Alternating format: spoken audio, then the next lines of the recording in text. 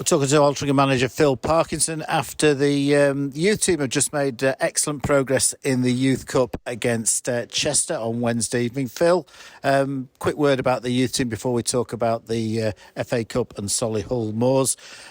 Really tight game tonight, nothing really in it.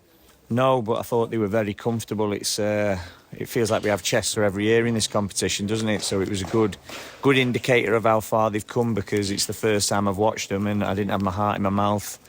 I felt we were on top in terms of out of possession and in possession for large parts of the game. When they put us under a bit of pressure, they dealt with it well. And really pleasing to see that. Of course, there's quite a few players out there who've played for the first team, either pre-season or Cheshire Senior Cup or the National League Cup, and that's great to see. It was, particularly big standout for me, and he's been around the first team for a while now, was young Louis Fallon. I thought he was outstanding with his feet, really calming influence, helped him play out from the back ever so well. And got some really exciting players in there. You could go through them all, but really like what we're seeing. But Louis, for me, was a real standout performer today. Let's talk about last night, Tuesday night, and what was a really good performance, but ultimate disappointment with our exit in the FA Cup. And without doubt, that the better team on the night didn't go through. But in the end, Solihull took their penalties well, and we didn't. Yep. You've, as you always do, you summarise it brilliantly. I couldn't put it any better. We performed to a level where you would expect us to get a result, and unfortunately, near the end of the game, they brought on a real high-quality player in Jamie Osborne, probably one of the best, if not the best, midfielder in the division, and he gets one chance and finishes it at the death. And you fear for the worst then going into extra time. Momentum, is it going to swing? It didn't. I felt we created the better chances again in the extra time. But because we didn't finish them off, it's gone against us, and unfortunately we've gone out on penalties. And there have been games this season where we haven't created too many chances or tested the goalkeeper, but that certainly wasn't the case last night. We were carving that Solihull defence open with ease. Well, yeah, I wouldn't use the word with ease. It takes a lot of effort to get in there, but we were on a number of occasions getting into very good, dangerous areas, and it would have been nice to have had a better end product. But it's not by chance that, it's been by design. There's been a lot of work that's gone into getting us to them levels again. The players have applied themselves brilliantly. We've had hours of analysis, really scrutinising our principles of play. I felt we had a little bit of mission drift when we played Braintree. I didn't recognise the team, and we really drilled down into it and got back to what we believe we are. And I saw that at Solihull at home, and then I definitely saw it away. That's the best performance I've seen from us this season. It's just disappointing that we didn't get the result. But as I said at the start, they were going to be tight games, and they were. And unfortunately, we've come out the wrong end on going into that lottery that's penalties. When you looked at the respective benches, they had a lot of their senior players on the bench, which is a little bit risky in terms of rotation of the squad. But Osborne's come on, and as he does, he's caused us a problem. That's happened on a few occasions. I suppose going into extra time, they were going to be favourites because of the personnel they had on the pitch, but extra time didn't turn out that way. No, as you've alluded to there, the strength and depth they've got in their squad is key to have any kind of progression in the division. I think when we've got everyone back fit, we'll have that level of strength and depth, but I feel they've probably got a couple of X-factor standout performers. We've potentially got them, but they're not realising it yet. They will do. You're starting to see it with Regan, Alex Newby, Justin Amaluza, Carell, that they're starting to form that understanding and them relationships again that we probably saw last season. And we've got to make sure that we're building the play up so we can allow them to shine, and lads coming off the bench as well. You look at Ollie Crankshire, who wasn't involved there. He's had a little bit where we've got to rest him, and we've got to be careful with Ollie. As we all know, as frustrating as that is, I feel like I'm saying it every week, but we're at that period where he's coming back, and it's a point where we've got to be careful. Jake Bickerstaff's had a little bit of a stop-start time since he's been here.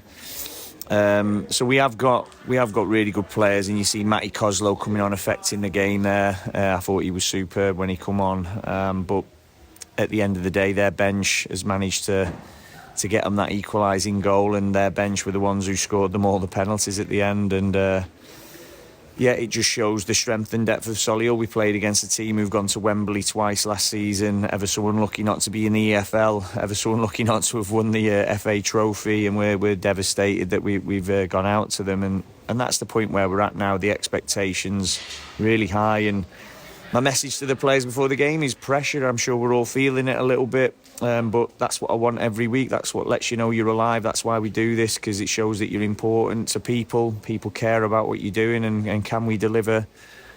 And unfortunately, we haven't been able to get the win when it went to penalties, but I think everyone could see the players left everything out on the pitch there.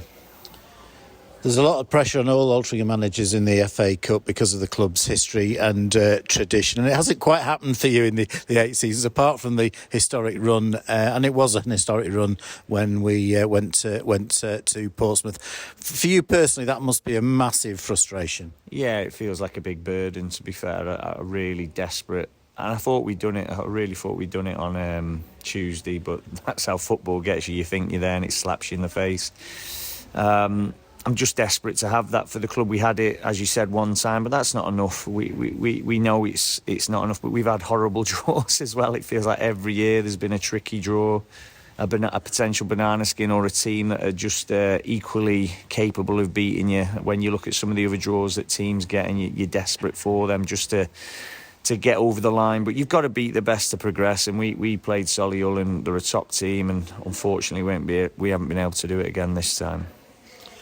And the 2 games against Solihull, very, very tight. And that's been the case in the vast majority of games this season. And that's, I think, what we can expect from here on in until the end of the season. I think so, but I also think when our front line click to the degrees that they did last night, and they can get their end product right, I think we are going to win games like we did against Ebbsfleet. We've got to be more clinical.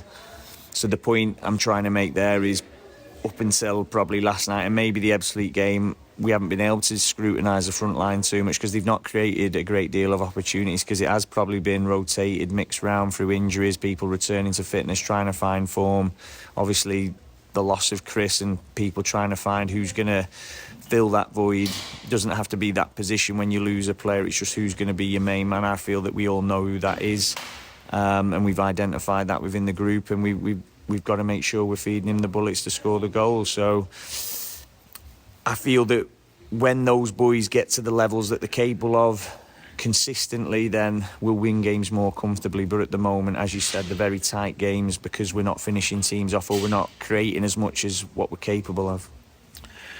After extra time against Solihull Moors, recovery's absolutely vital now. So I'm sure you've got a very specific plan for the next few days.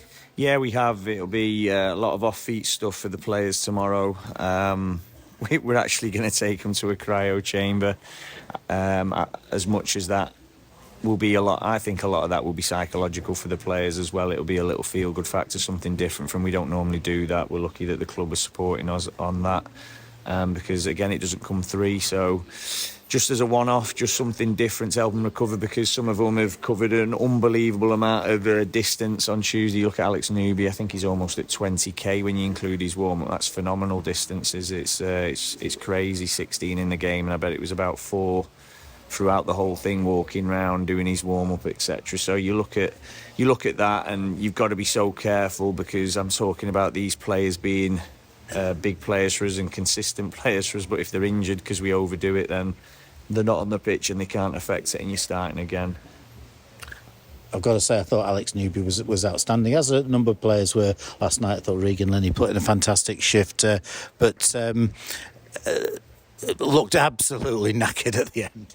Yeah, he did. I mean, that's probably in part why he missed his penalty, because Regan, he's our penalty taker. That's why he stepped up, and maybe I should have pulled rank and told all the lads who had come on that they're going to take them. In hindsight's a wonderful thing, but you don't want to take penalties away from people. So yeah, that's a bit of a learning curve for me as well. Maybe I should have dictated more so, but I wasn't thinking like that. I was probably thinking who takes the penalties, who showed up well in training on the penalties, and that's why we went the way we did. But I must say, in case we forget, a special mention to our fans who helped the lads get to that point, because both teams were dead on their feet, but our fans really drove them on and helped them get to that point of penalties, because I think if they weren't there, I'm not saying the lads give in, but it just gives them that extra 1% that I'm always on about, and I can only thank them for that. Yeah, 158 fans in a relatively small crowd of under 700, and you could see the special bond between the players and the fans at the end. Absolutely. I think we forged that over the time we've been here. Everybody, you look round our league in particular, and some of the teams, I think Gateshead went out to Hensford, was it 3-1, and Boston lost 4-0 to Gainsborough. I think there was a couple more upsets as well, and we've gone out to a team in our division who were, like I said, a game away from the Football League. So there's no disgrace in that. But you just got to look at what's going on around you and have that reality check at times, because we're just in our Altrincham bubble, and our fans can see that. As I said, we've been here so long. They know everything we do is to win games. Nothing's taken for granted.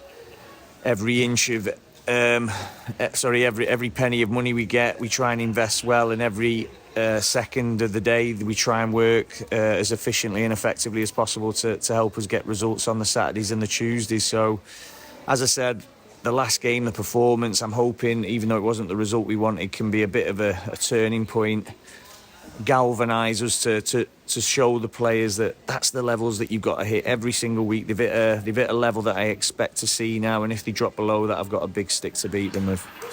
And finally, Phil, where are we with Isaac Marriott, Jake Cooper and Elliot Osborne? So Jake Cooper, we're hoping he'll be back in a week or two, unless he gets any setbacks. When I say back, I mean into training, so not back on the pitch.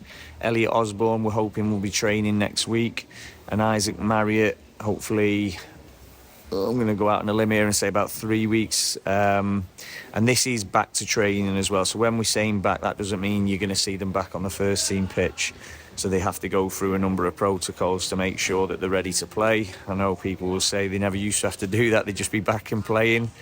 But if you look at Lewis Baines, no way did I want to take Lewis Baines off in that game. And I really pushed the limit, sending him to 75. But everyone would have been devastated if he broke down and we lost him for a number of months. So everything we do is calculated. Whether it's right or wrong, obviously we don't get everything right, but we try and give ourselves the best chance to have our players on the pitch as fit as possible, and that's not always easy. But you can see from the injuries we've had and the lads returning and the timeframes that I'm talking, as I said to you a few months ago, I'm hoping come the Christmas period we'll be as strong as we can if we don't get any more injuries. Very final word. Charlie Olsen, another massive plus last night. What a player. I'm really glad that I went for him. As I said, we do a lot of research. It falls on my shoulders to sort of look at those elements, and then me and Neil will obviously converse a lot, and I'll speak to Mark Tierney, who's now on board. He's been a real help with that. He's getting more and more influential. But ultimately, you've got to look at these players and make calls, and I think we've got a real cracker on our hands. He's going to be some player in the future. If he's showing that at the age he's at, what is he, 19? He looks a real top prospect.